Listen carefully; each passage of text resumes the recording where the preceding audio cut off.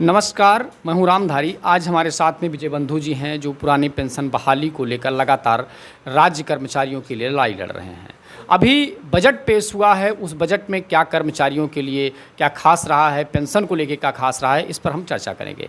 बंधु जी, अभी बजट पेश हुआ है, कर्मचारियों के लिए क्या खास रहा है, पुरानी पेंशन को लेकर क्या खास रहा है, आप किस तरीके से बजट को देखते हैं? देखिए, बजट तो पूरी तरह से निराशाजनक है।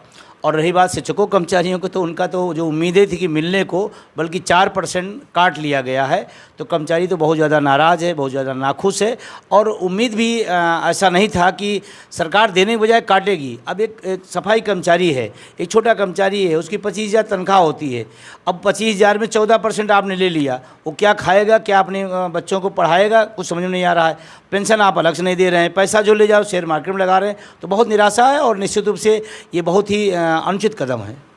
इसके लिए आप लोग क्या कदम उठाने वाले हैं, क्या कुछ करेंगे? चूँकि आशा थी सरकार से और आप लोग लगातार लड़ाई लड़े, तो क्या करने वाले हैं कुछ? देखिए, आज बजट पर हम सबका इंतजार था, हम ही का पूरे देश के जितने भी लोग थे सबका इंतजार था, और सबको कुछ मिला नहीं।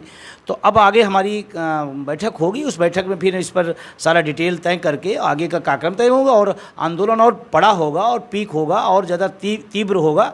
और हम आने वाले टाइम में जो विधानसभा के चुनाव हैं उसमें अपनी टीम को पूरी तरह लगाएंगे कि भाई वोट की चोट दीजिए, जब आपके मुद्दे को नहीं है तो आप उनके लिए क्यों हैं। इस अभियान को हम लोग पूरा देशव्यापी ले जाएंगे। तो ये कर्मचारियों का जो है 4%, 14% कर दिए, 10% था, ये क्या है? इससे क्या लाभ होने वाला है कर्मचारियों को? लाभ नहीं, नुकसान होने वाला है। जो उसके खाते में पैसा आता था उसमें भी अब 4% पैसा उद्योगपतियों के खाते में चला जाएगा।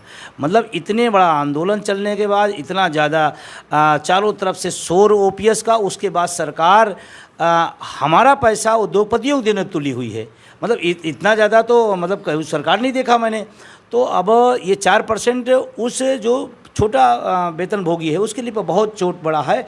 और हमको लगता है कि वो इस बात को महसूस कर रहा है, क्योंकि लगातार मेरे पास फ़ोन वगैरह, मैसेज वगैरह आ रहे हैं कि सर क्या करना है। तो आगे हम लोग तय करेंगे और सरकार को से मैं निवेदन भी करता हूं और चेतावनी भी देता हूं कि आप इतनी बड़ी संख्या को, इतने बुद्धिजीवी वर्ग को आप इस तरह से मत कुठाराघात करिए कि उसकी जो देश के विकास में शिक्षकों कर्मचारियों का भी योगदान है, नेताओं का जितना होगा उससे ज़्यादा इनका है। तो आप अगर पेंशन के हकदार हैं तो उसको पेंशन से आप क्यों वंचित कर रहे हैं?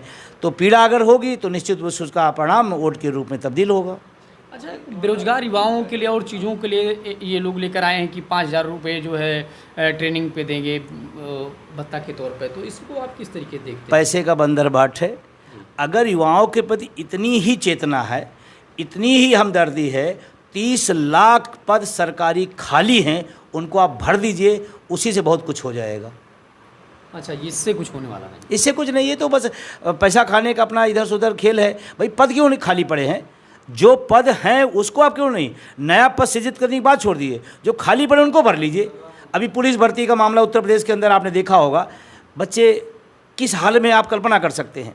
मैं तो कहता हूं कि बच्चों के अंदर इस देश के प्रति इतना लगाव है, उनका पेशेंस है।